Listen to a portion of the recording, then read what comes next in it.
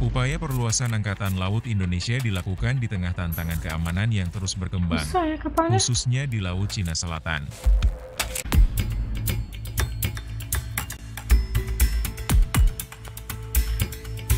Bocil kayak Alasa Indonesia saat ini membutuhkan kapal induk, bahkan mungkin butuh ini 4 kapal induk. Ini kedatangan kapal induk ya, milik Indonesia.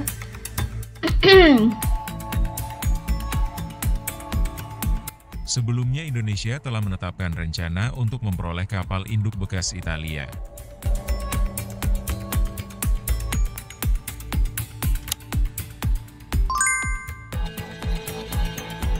Laporan Turdev, pada 8 Maret 2025, dalam artikel berjudul Indonesia tunjukkan ketertarikan pada kapal induk Garibaldi buatan Italia. Indonesia pun kemudian mempertimbangkan kapal induk Giuseppe Garibaldi sebagai solusi bekas dengan opsi jet tempur AV-8B plus Harrier II. Menurut keterangan tersebut, saat ini diskusi sedang berlangsung untuk kapal induk Garibaldi yang juga dapat berfungsi sebagai platform ASW dengan helikopter. Diskusi tersebut mencakup tawaran untuk 30 pesawat serang. LHD Trieste milik Italia baru akan menggantikan kapal induk Garibaldi, sementara Harrier II akan digantikan oleh jet tempur F-35B Stoffel dalam Dinas Angkatan Laut Italia. Sebelum lebih lanjut, thumbnail hanyalah ilustrasi. Dan bagaimanakah kelanjutan beritanya? Apakah benar seperti yang diberitakan media asing yang mana Indonesia membutuhkan 4 kapal induk sekaligus? Setelah ini kita kupas satu 4 persatu. ya.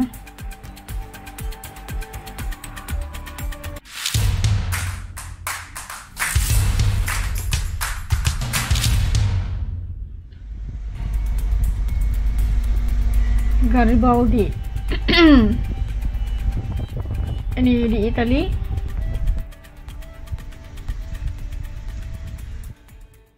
Sementara Indonesia sendiri mengakuisisi kapal induk, sejalan dengan rencana minimum yang menyerukan perluasan aset angkatan laut, termasuk kapal yang mampu mengangkut helikopter. Kepala Staf Angkatan Laut Indonesia, Laksamana Muhammad Ali, menguraikan rencana untuk mendapatkan kapal induk untuk operasi militer non-tempur. Selain itu juga dengan akuisisi 2 fregat dari Italia dan beberapa kapal patroli cepat bersenjata rudal dari Turki. Parlemen Indonesia, DPR, telah menyetujui hibah dari Jepang, memasok 2 kapal patroli untuk ditempatkan di Pangkalan Angkatan Laut Balikpapan, memperkuat keamanan di dekat ibu kota negara masa depan, Nusantara. Menurut Army Recognition, pada 20 Maret 2025, dalam artikel berjudul, Indonesia menjajaki kemungkinan mengakuisisi kapal induk Giuseppe Garibaldi milik Italia yang telah dinonaktifkan untuk operasi pesawat tak berawak angkatan laut.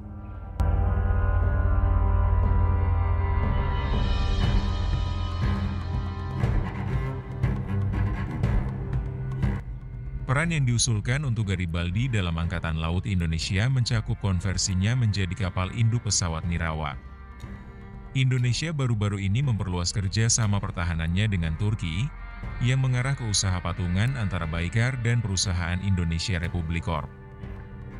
Perjanjian ini mencakup produksi lokal 60 pesawat nirawak TB3 dan 9 UAV Akinci untuk Angkatan Bersenjata Indonesia. Bayraktar TB3 telah menyelesaikan lepas landas dan pendaratan pertamanya di kapal induk Turki Anadolu pada bulan November 2024, memiliki sayap yang dapat dilipat, roda pendaratan yang diperkuat, dan kemampuan untuk memanfaatkan jalur ski jump untuk meningkatkan kinerja lepas landas.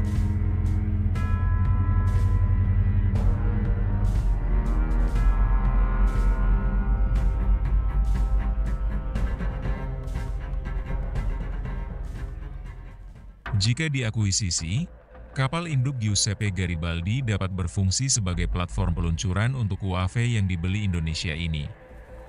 Italia dan Indonesia menjalin hubungan pertahanan yang erat, sebagaimana dibuktikan oleh akuisisi Indonesia atas 2 kapal tempur serbaguna, PPA MCS, bekas Angkatan Laut Italia.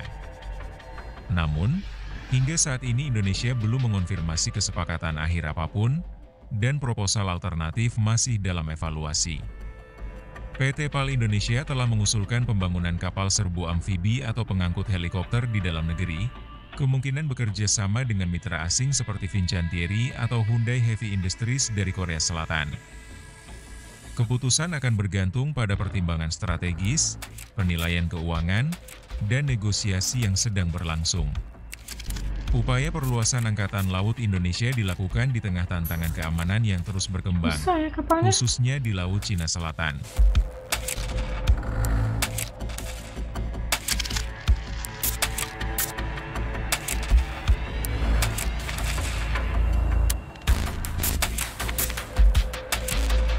Dengan masalah teritorial di Kepulauan Natuna dan kebutuhan akan kemampuan tanggap cepat di seluruh kepulauannya yang luas, Indonesia berupaya memodernisasi armadanya. Menurut keterangan tersebut, Angkatan Laut Indonesia berencana untuk mengoperasikan sedikitnya 4 kapal induk helikopter amfibi sebagai bagian dari strategi pengembangan kekuatan jangka panjangnya. Pertimbangan finansial dan strategis dapat memengaruhi kelayakan akuisisi kapal induk. Analis telah membandingkannya dengan pengalaman Thailand dengan HTMS Chakri Narwebet, kapal induk yang penggunaan operasionalnya terbatas karena keterbatasan anggaran dan tantangan logistik.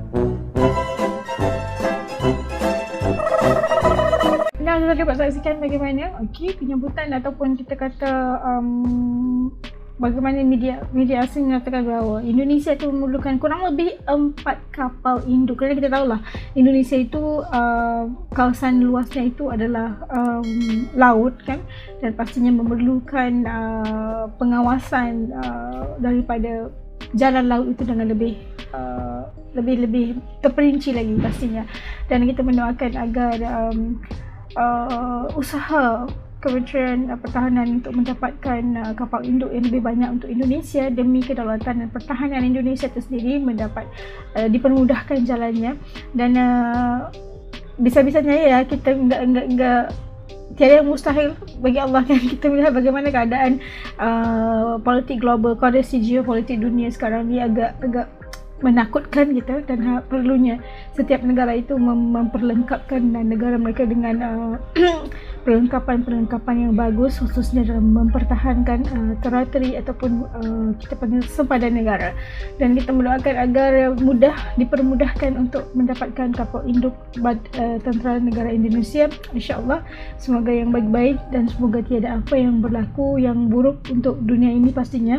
Dan menurut kalian kayak gimana ya usaha untuk mendapatkan 4 seperti mana yang dikatakan oleh media asing bahawa Indonesia itu memerlukan 4 kapal induk bagi mengawasi perairan daripada Indonesia itu sendiri. Okey, kita komenkan di bawah kerana Ash juga ingin tahu pandangan kalian. Sampai ketemu lagi dalam video, insyaAllah. Assalamualaikum, jaga diri, dadah.